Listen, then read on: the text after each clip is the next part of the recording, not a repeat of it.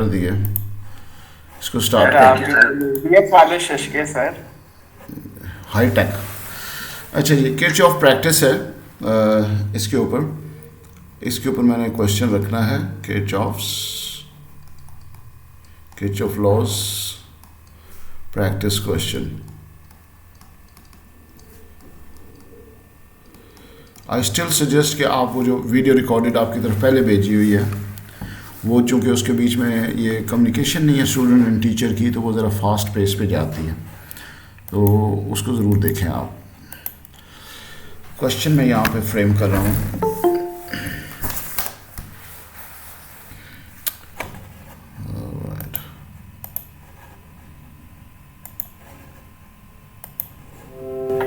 Sir ये इसका second object क्या बता रहा था, कॉपर वोल्टेज इक्वल है। अच्छा जी, हमारे पास एक है। मैं आपके क्वेश्चन पे आता हूँ। कौन बोल रहा था? ये अस्नान? Yes sir. एक मिनट यार, मुझे टाइम दो, सर्किट बना लो।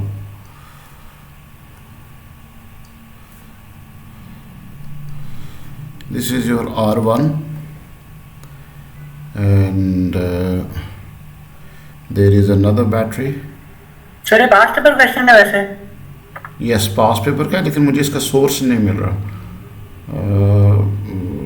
बेसिकली जो मैंने नोट्स बनाए हुए हैं, जो आपकी तरफ भेजने हैं, कि जो सिलेक्टिव क्वेश्चंस मैंने नोट्स में डाले हुए हैं, उनमें है ये। तो ये आप उसकी टेंशन मत लें।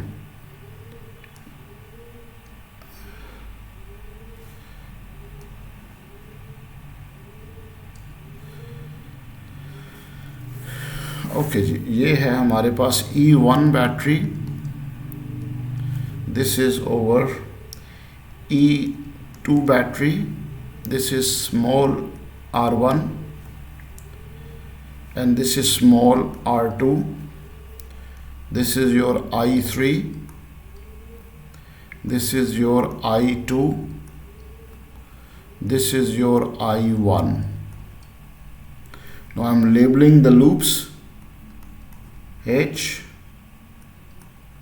B, C, D, J, F, G। ये लूप है, ठीक है। कहता है किरचॉफ लॉज से I1 I2 की ए पार्ट है, इक्वेशन लिखें आप।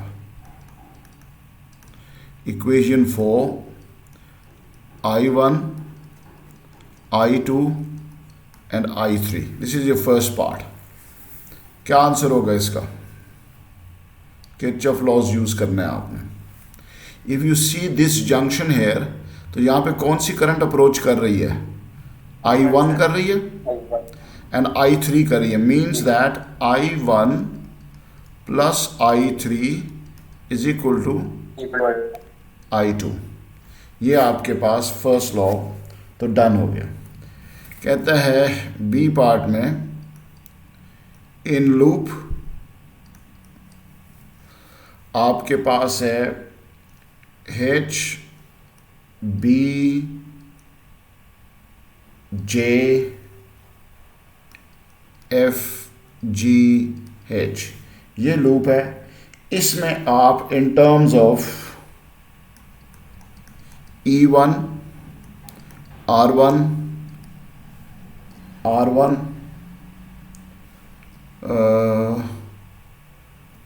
और R इक्वेशन लिखें आप। थोड़ी सी एक्सप्लेनेशन और आपको दे दूं कि B और F एक लेंथ ऑफ वायर है जिसकी रेजिस्टेंस R है। BF is equal to R। ये जो जॉकी लगी हुई है, ये at the middle of this wire लगी हुई है। क्रॉस सेक्शनल एरिया यूनिफॉर्म है। मिडल ऑफ, इसका मतलब ये है कि इस तरफ R/2 है, इस तरफ भी R/2 है, ठीक है। ये आपको अंडरस्टैंड करना है। तो बेसिकली ये जो वायर लगी है, ये इस वक्त बेसिकली दो रेजिस्टर्स लगे हुए हैं। अगर ये यहाँ पर है, एक इसके साथ शेयर हो रहा है और एक यहाँ पर है, ठीक है। ये पॉइंट समझने वाला है, नहीं समझ आएगा तो फिर मुझसे पूछिएगा। कहता है यहाँ पर आपने इसके टर्म्स में इक्वेशन लिखनी है। जहाँ पर वोल्टेज इन्वॉल्व हो जाती है वहाँ पर किरचॉफ का कौन सा लॉ लगता है? Second. Sum of all EMFs is equal to sum of all voltages. हाँ, अब देखें ये लूप है आपके पास HBJFG, ये वाली लूप है। ये लूप नहीं शामिल बीच में, तो इस बैटरी का जिक्र नहीं होगा। तो फिर वोल्टेज सप्लाई है आपके पास E1। अब voltage is used in the circuit, क्या ये एक रेजिस्टर होगा? जी सर होगा। So that is I2R/2 plus ये करंट कौन सी है? I2। ये करंट कौन सी है? ये वाली सर I1 तो नहीं है? I1 नहीं है, दिस इज I1R/2, ये भी रजिस्टर प्लस इसको कौन सी करंट मिल रही है? Sir I1।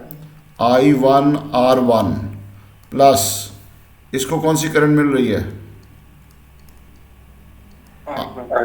I1 small r1। इसमें जो टोटल इशू था वो यहाँ पे था कि क्या आप इन दो, ये जो पूरी रेजिस्टेंस है BF जो क्वेश्चन में दिया हुआ था कि जो BF length of wire it has a resistance R, और आपने ये point in the mid point of इसमें रखा है। अब यहाँ पर किरचॉफ्स लॉ देखें ज़रा, जो करंट I2 इंटर हो रही है वो इतनी लेंथ को सर्व कर रही है, that is a resistor R/2। जब इस इधर से करंट निकलती है तो ये जंक्शन है, तो करंट जब आउट होगी, ठीक है, तो I2 बेसिकली दो फॉर्म में आउट होगी, इसको I1 देगी और इसको I3 देगी। देखो current entering in a loop, I1 और I3 इंटर हो रहे हैं और I2 दे रहे हैं। Same current will leave the loop और वही करंट फिर लीव कर रही है। तो ये फर्स्ट लॉ भी एक्सरसाइज हो गया और सेकेंड लॉ भी एक्सरसाइज हो गया, ठीक है। अब वो कहता है कि इसके बीच में जी जी बोलो।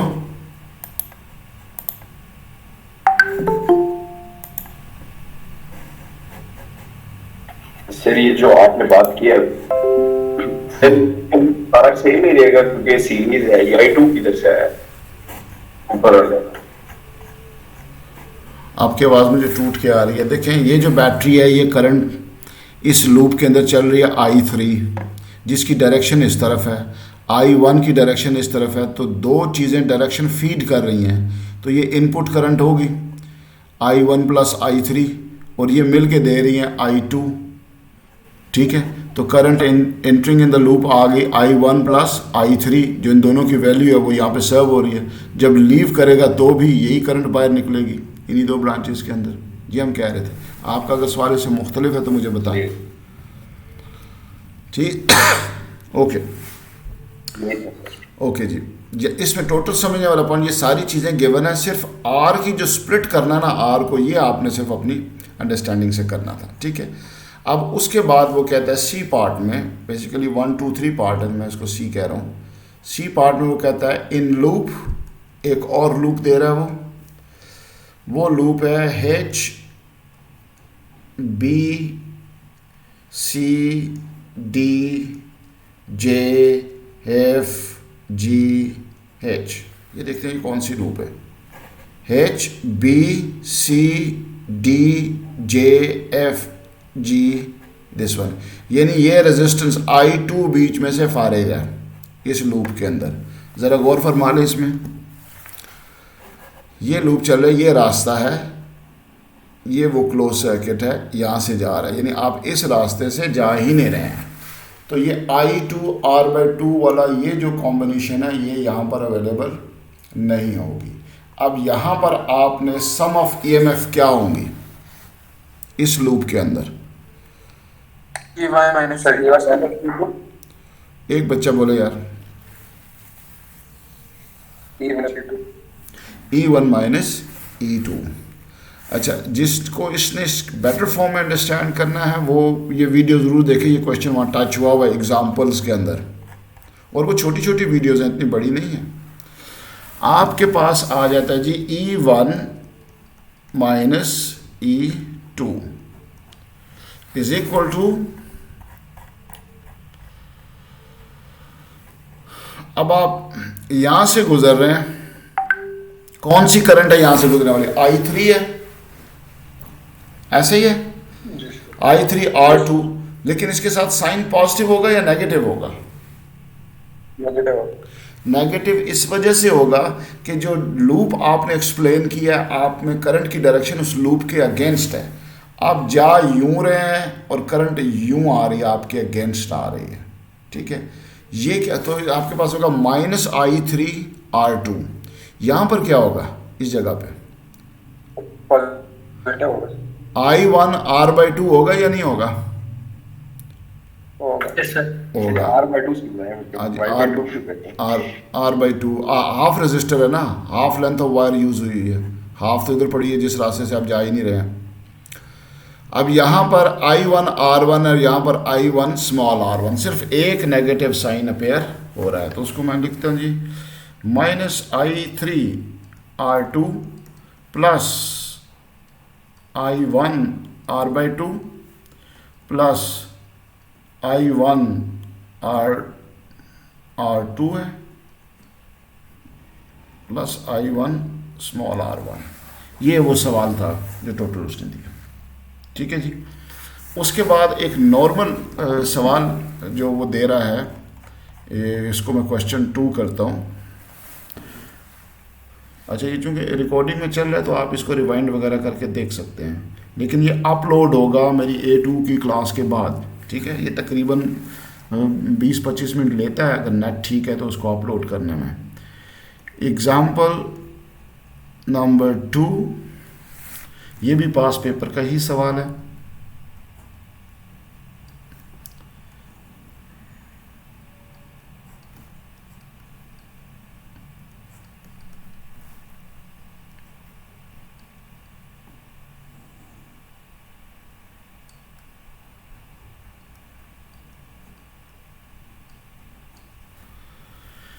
This is 3 volts, this is 12 volts, ये 0.1 ओहम है, ये हमारे पास 0.2 ओहम है, ये हमारे पास R रजिस्टर एक है विच इज़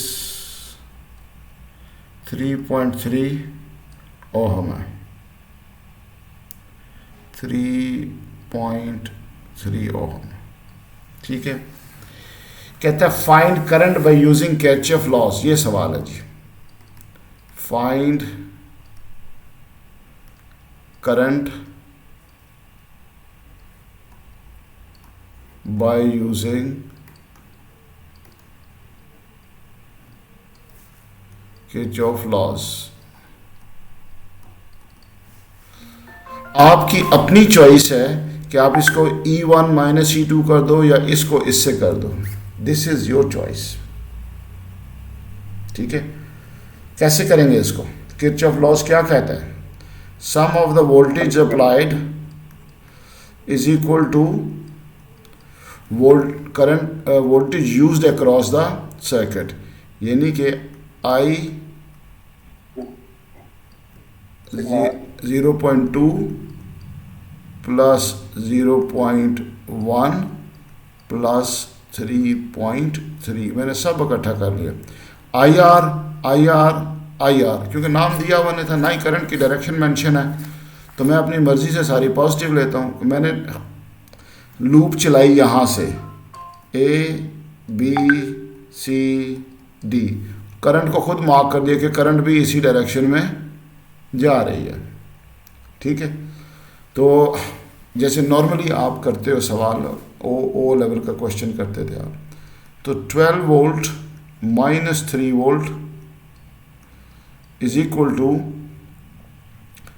करंट है, और ये सारी रेजिस्टेंसेस ऐड अप हो जाएंगी क्योंकि सारी सीरीज में लगी हुई है, तो ये बन जाता 3.6 बन जाता है, So 9 divided by 3.6 that is equal to current. आपके पास इसकी वैल्यू आ जाए। ठीक है जी।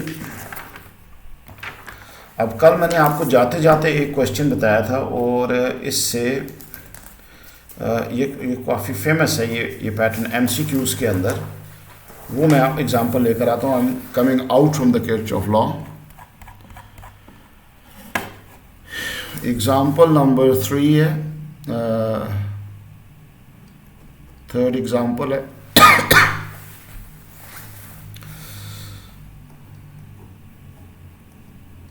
ये टाइप ऑफ क्वेश्चन है, आपको सिर्फ सीखना है ये करना कैसे है।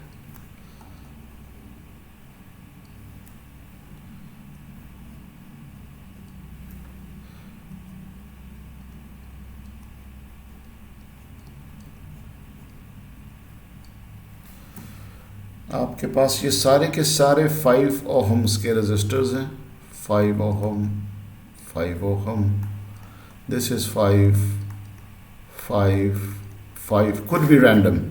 और आपसे ये कहा जा रहा है कि इन दो पोजीशंस ए और बी में वोल्ट मीटर लगा दिया है। दो सवाल हैं, पोटेंशियल डिफरेंस क्या होगा, क्या करंट ज़ीरो होगी या नॉन ज़ीरो होगी। ये ज़हन में रखें, अगर इन दोनों पॉइंट्स के बीच में पोटेंशियल डिफरेंस ज़ीरो हो जाएगा तो फिर करंट नॉन ज़ीरो होगी, सॉरी ज़ीरो होगी अगर पोटेंशियल डिफरेंस ही नहीं है तो। ठीक, यहाँ पर लगे हुए हैं 2 वोल्ट्स। अब अगर ये तीनों रजिस्टर्स हम कंसिडर करें तो क्या ये इक्वल वोल्टेज कंज्यूम कर रहे होंगे या नहीं कर रहे होंगे? वो क्या होगी, 2/3 करो तो 0, मेरे अपने ख्याल में 0.666 ऐसे इतने वोल्ट्स कंज्यूम। आप ज़रा देखें यहाँ पर वोल्टेज क्या है, 2 वोल्ट है। जब ये 0.666 खा लेगा तो यहाँ पर वोल्टेज क्या बचेगी? 1.3 कितना, 1.32 बचेगी ना सर। 4 में कर लेना, 2 माइनस 2/3 करेंगे तो 4/2 आ जाता है, 4/3। अच्छा, तो ये हमारे पास बन जाता है 1.32। ठीक है, इनमें से 0.666 अगर आप डालें तो मेरे ख्याल में ये 2 वोल्ट्स बन जाता है। अब 0.32 में से जब 0.66 निकालेंगे तो इधर कितना बचेगा, 0.666 बचेगा और इधर आपके 0 वोल्ट्स आ जाएंगे। तो यहाँ पर आपकी वोल्टेज क्या है, फिर यहाँ पर 0.66 यहाँ पर आ जाते हैं। यहाँ पर पैरेलल सर्किट है तो 2 वोल्ट, जब 1 वोल्ट अपनी वोल्टेज ले लेगा तो यहाँ बच जाएगी 1.3 वोल्ट। अब PD जो है, PD इन AB ये बेसिकली है 1.3 वोल्ट माइनस 0.66 वोल्ट। तो आपके पास ये पोटेंशियल डिफरेंस आ जाता है और आप कमेंट कर सकते हो कि इसके बीच में करंट चलेगी। लेकिन अगर ये यहाँ पर अगर रख दिया जाता और बीच में वोल्ट लगा दिए जाते तो फिर क्या होता, 1.3 वोल्ट इधर भी हैं, 1.3 वोल्ट इधर भी हैं, आपके पास पोटेंशियल डिफरेंस ज़ीरो हो जाता और करंट यहाँ फ्लो ना करती। तो ये टाइप ऑफ क्वेश्चन है, एमसीक्यूज़ के अंदर ये हैंडल हुआ है। थ्योरी में से जो इससे मिलता जुलता है वो मैं आपके सामने रखने लगा हूँ क्वेश्चन।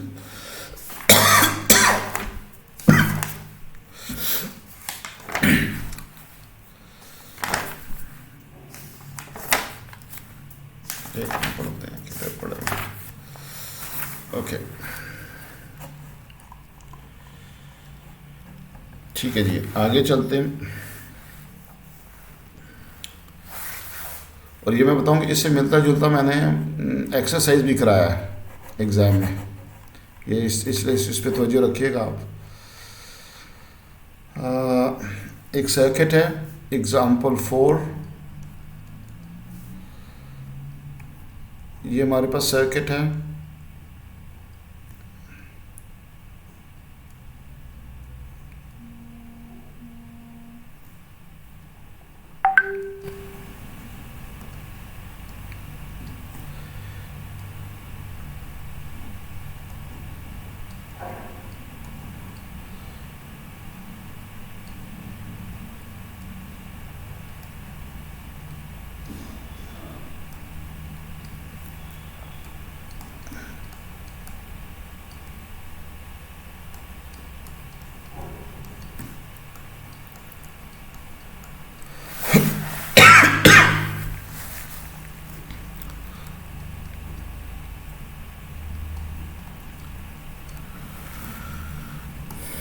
ये जी सर्किट है और यहाँ पर वोल्ट मीटर लगा दिया जाता है, ठीक है। मैं आपको ज़रा थोड़ा सा एक पीछे थोड़े से प्रीव्यू में लेके जा रहा हूँ। जो शुरू में मैंने एक क्वेश्चन स्टार्ट किया था आपके साथ, ये वाला, यहाँ पर अगर आपने गौर किया हो कि ज़्यादातर किरचॉफ के सवाल जो हैं वो इक्वेशन बनाने की तरफ आते हैं।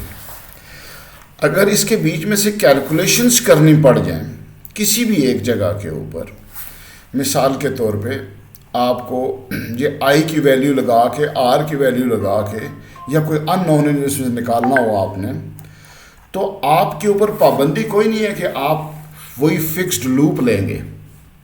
आप कोई और भी लूप्स लेकर करंट की वैल्यूज निकाल सकते हैं, बिकॉज दे आर लॉज।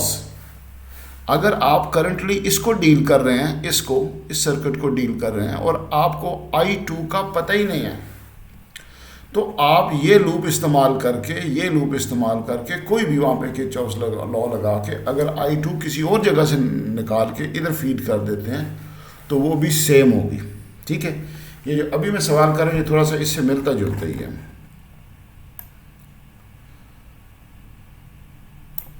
ये सर्किट बना हुआ है, किरचॉफ लॉज के ऊपर ये सवाल है। कहता है कि जब when voltmeter reads 3.6 volts, find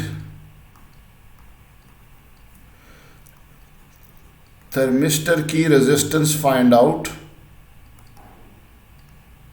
करें आप, ठीक है। ये उसने कहा जी,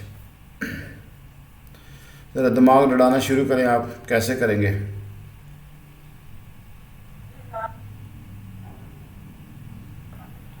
सर जी बच्चा।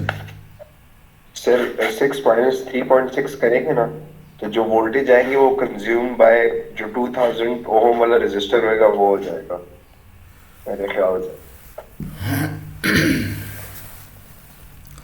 अच्छा जी, अब सबसे पहले हमने किरचॉफ्स का, अगर उसने कहा है कि बाय यूजिंग किरचॉफ लॉज, तो आपको कुछ किरचॉफ लॉज के एविडेंस में देना पड़ेगा। मुझे सामने ये नज़र आ रहा है कि आई की कॉम्बिनेशंस लगी हुई हैं सामने, तो किरचॉफ लॉ क्या कहता है इसमें? I1 plus I2 is equal to I। Yes, I is equal to I1 plus I2। यानी आप कोई डायरेक्ट स्टेप नहीं करोगे, आपको इक्वेशन लिखनी पड़ेगी और किरचॉफ लॉ कुछ भी नहीं है, ठीक है। अब ये कह रहा है कि ये वोल्टेज है आपके पास 3.6 और ये किसके अक्रॉस है? इस रजिस्टर के अक्रॉस है, ठीक है। तो फिर इस पूरे सेटअप की वोल्टेज क्या हुई? 6 माइनस 3.6, ऐसे ही है। और चलते हैं इस क्वेश्चन को आगे सॉल्व करने के लिए। ये आपके पास दोनों पैरेलल कॉम्बिनेशन में लगे हुए हैं, एम आई राइट? इधर वोल्टेज कितनी आ गई फिर? 6 minus 3.6 which is 2.4 volt. Question है मेरा। जी बोलो। 2.4 वोल्ट्स जो आ रही है वो कंज्यूम बाय 2000 ओम रेजिस्टर नहीं होएगा, और 3.6 वोल्ट्स पैरेलल कॉम्बिनेशन की वोल्टेज नहीं होगी। अब मैं आपको एक्सप्लेन करता हूँ। वोल्ट मीटर का पॉजिटिव नेगेटिव टर्मिनल देखो किसके साथ लगा हुआ है? सर पॉजिटिव बैटरी से पहले, सॉरी रेजिस्टर से पहले लगा हुआ है, और नेगेटिव 2000 के साथ ये वोल्ट मीटर किसकी वोल्टेज मेजर कर रहा है? इसकी नहीं मेजर कर रहा, इसकी मेजर कर रहा है। जरा गौर करें आप। तो 3.6 वोल्ट इसके हुए, 2.4 इसके हुए, ठीक है। तो आपके पास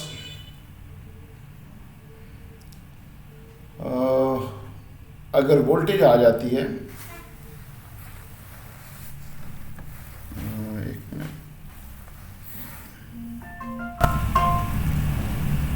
ये हमारे पास वोल्ट्स पता है, रेजिस्टेंस पता है, क्या ये करंट निकल सकती है ये वाली? Yes sir, V is equal to IR। इसका कोई हमें फायदा हो सकता है? देखें, आपके पास ये करंट पड़ी हुई है, ये रेजिस्टेंस पड़ी हुई है, ये वोल्टेज पड़ी है, क्या हम ये निकाल सकते हैं? सर ये दोनों करंट निकल जाएंगे तो I2 हम सब्जेक्ट बना के वो निकाल। I2 सब्जेक्ट बन जाएगा, और चूंकि ये पैरेलल लगा हुआ है तो थर्मिस्टर की भी वोल्टेज यही है जो इसकी है। अब इसकी वोल्टेज भी पता चल गई, इसकी करंट भी पता चल गई, तो फिर थर्मिस्टर की रेजिस्टेंस पता लग जाएगी। ठीक है, तो first we need to find out, first we find I and I1, then by Kirchhoff laws, then I2 by using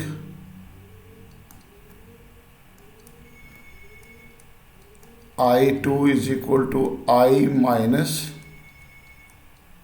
I1, और वोल्टेज आपके पास 2.4 वोल्ट होगी, तो आप इसको R फाइंड आउट हो जाएगा। Let's start doing this for 2 ohm resistor,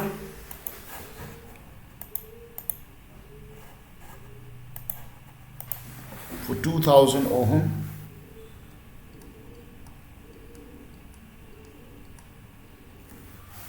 V is equal to IR करते हैं।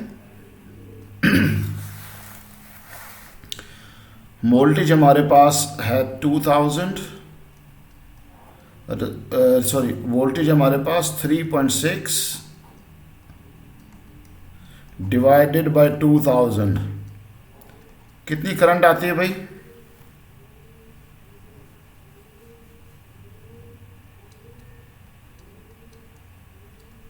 So 0.0018। इतनी आ जाती है, देखो जिस पर इतने मिली एम्पेयर आ जाती है करंट। ठीक है, फॉर 500 ओहम रजिस्टर,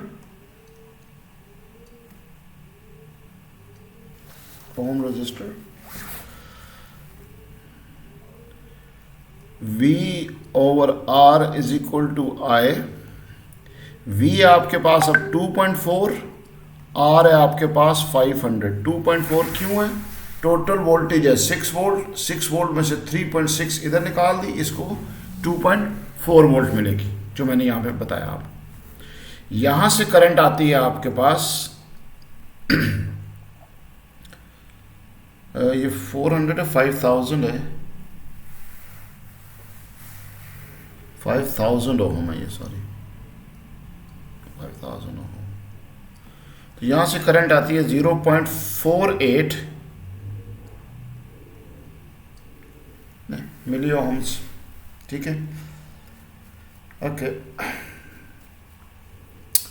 अब आपके पास I2 निकल सकती है या नहीं निकल सकती? सर निकलते। I2 is equal to main current minus I1, ये क्या है? ये किरचॉफ लॉ है। ठीक है, तो I2 आपके पास निकल आती है 1.32 मिली एम्पेयर। ये मैंने मिली ओम क्यों लिख दिया?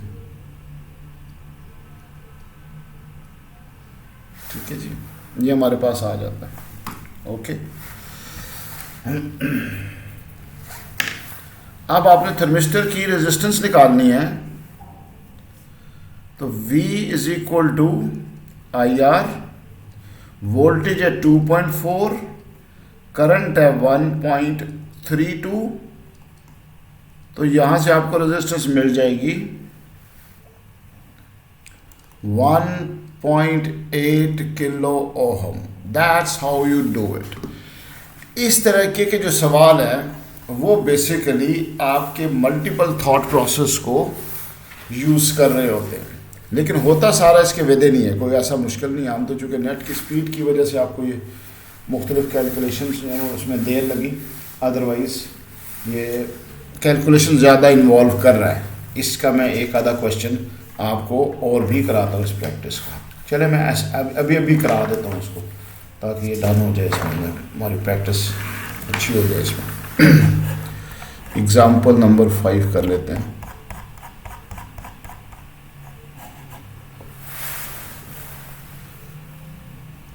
एग्जाम्पल नंबर 5, ठीक है जी।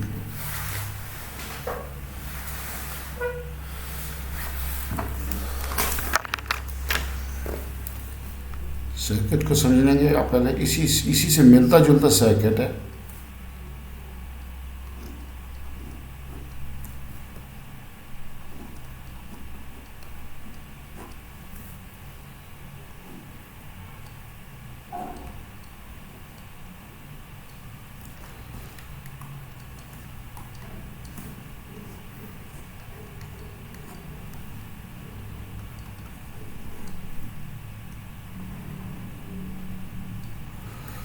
ये हमारे पास है 1.2 kilo ohm, 1.6 kilo ohm, 1.6 kilo ohm, इनके दोनों हैं।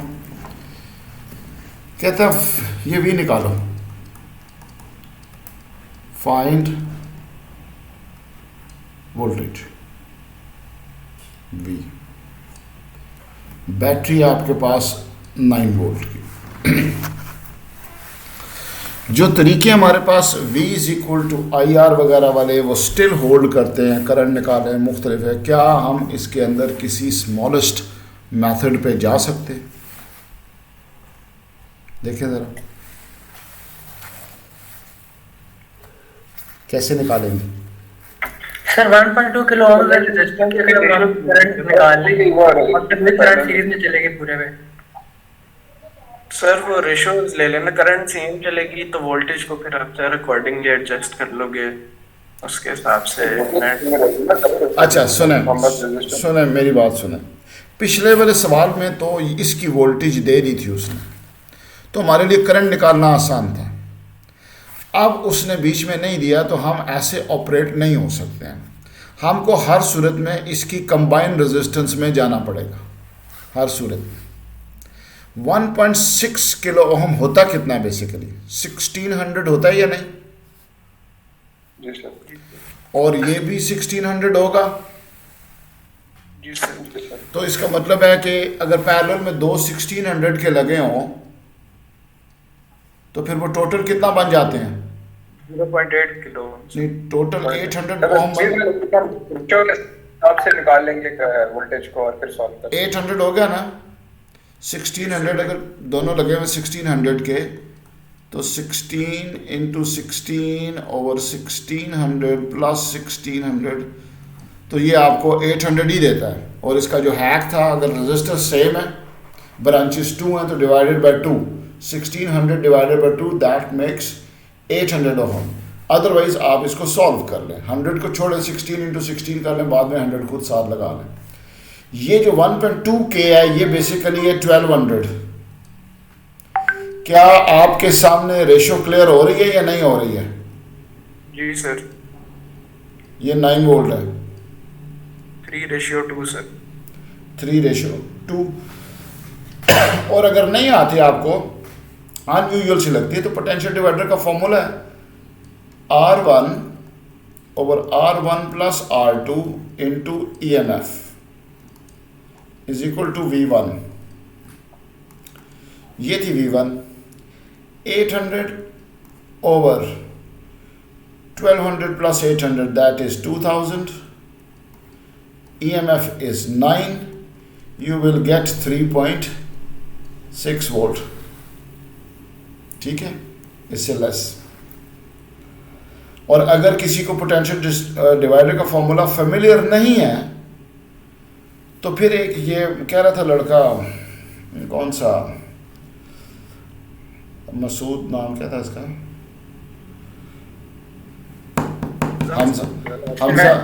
हमजा मसूद कह रहा था कि जी टोटल रेजिस्टेंस से टोटल करंट निकाल लें और फिर V = IR करते जाएं।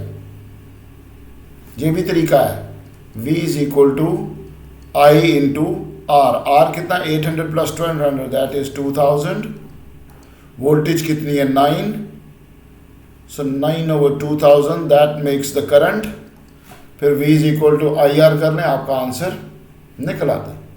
जितनी आपकी एक्सपर्टी है इनको डील करने के, उसी हिसाब से आपके स्टेप्स छोटे होते जाएंगे।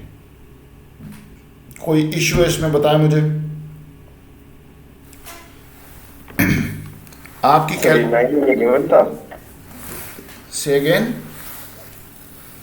9 वोल्ट्स EMF गिवन था। हाँ जी, ये गिवन है ना, ये तो गिवन है, ठीक है। तो आपकी एक्सपर्टीज आपके स्टेप्स क्विक और शॉर्ट कर सकती है, ठीक है।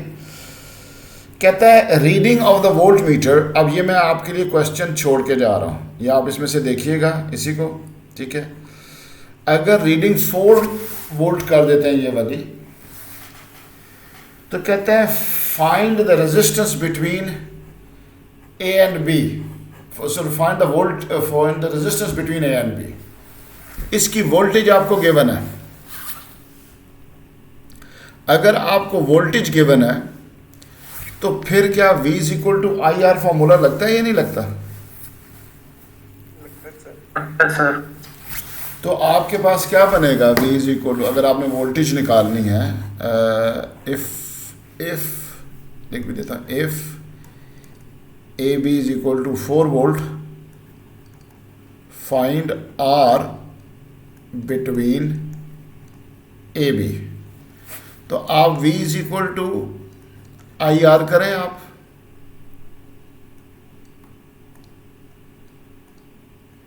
V is equal to IR करें आप। अब ये आपके पास है वोल्टेज, ये आपके पास है रेजिस्टेंस, ठीक है। तो आपको यहाँ की करंट मिलेगी या नहीं मिलेगी इस ब्रांच की? तो दूसरे ब्रांच की भी रेजिस्टेंस वही है या नहीं है? वो आपको नहीं, वो तो रेजिस्टेंस चेंज होगी तो ये वोल्ट्स होंगे। इसको कल के क्लास के साथ करते हैं, आप इसको ट्राई ऑन करें, ठीक है। आप इसको ट्राई ऑन करें और एंड आंसर हमने निकालना है कि A B के बीच में कितनी रेजिस्टेंस आती है, ठीक है। वोल्टेज अगर चेंज हुई है तो इसका मतलब है कि A B की रेजिस्टेंस जो है वो चेंज हुई है, ठीक है। तो पोटेंशियल डिवाइडर के कॉन्सेप्ट से चलेगा ये। अगर 4 वोल्ट इसके पास है तो इसके पास कितने हैं? 5, ठीक है। तो इसका मैं एक फॉर्मूला लिखता हूं यहां पे, ये देखिए 4 वोल्ट इज इक्वल टू इसकी resistance RAB divided by 1.2K plus RAB into EMF। ये फॉर्मूला सही है या नहीं है? बिल्कुल ठीक है सर। बिल्कुल ठीक है ना। तो RAB आपके पास यहां से आ जाएगा, ठीक है, फाइन। सर ये तो दोनों की मिला के नहीं होगी? क्या दोनों के मिला के? जो ऊपर वाला रेजिस्टर और नीचे वाला रेजिस्टर है। हाँ, तो दोनों को मिला के ही आ रही है ना, RAB ले रहे हैं ना हम। देखो पोटेंशियल डिवाइडर में एक रेजिस्टर ये और एक ये AB, ये तो दोनों हमने कंसीडर ही नहीं किए, हमने तो इसकी कंबाइंड रेजिस्टेंस कंसीडर की है इन दोनों की। जब उसने इधर 4 वोल्ट्स आपको दे दिए ना, इसका मतलब है इनकी रेजिस्टेंस चेंज हो चुकी है, थर्मिस्टर को टेम्परेचर के लिहाज से बदल गया है, तो ही 4 वोल्ट आया ना, अदरवाइज कैसे 4 वोल्ट आ सकते हैं? सर वो ठीक है, लेकिन अब वो हमें ये तो नहीं कह सकता ना कि दोनों की मतलब रेजिस्टेंस बताए, ऊपर वाले रेजिस्टर की और नीचे वाले की, क्योंकि वो रेशियोज तो डिफरेंट बन सकते हैं। हाँ, ऊपर ये नहीं कह सकता, ये सवाल सही है। लेकिन ये सवाल आगे वो दे सकता है कि अगर कंबाइंड रेजिस्टेंस ये है तो थर्मिस्टर की क्या रेजिस्टेंस होगी? ये तो फिक्स रेजिस्टर पड़ा हुआ है ना जी। तो आगे सवाल बन सकता है, आगे बन सकता है कि कंबाइंड रेजिस्टेंस अगर पता चल गई है तो फिर इसकी रेजिस्टेंस निकालें, समझिए, ठीक है। तो होपफुली ये सॉल्व वो भी आपके पास आएगा, मुझे आज ही तो कल इंशाल्लाह आपके पास ये सारे क्वेश्चन मैं भेज दूंगा इसमें, ठीक है। तो चलें, कल फिर नए क्वेश्चन लेकर आएंगे या 2018 के सवाल करेंगे। कल के लिए मेरी इजाज़त, ठीक है जी, अल्लाह हाफिज़। Thanks sir.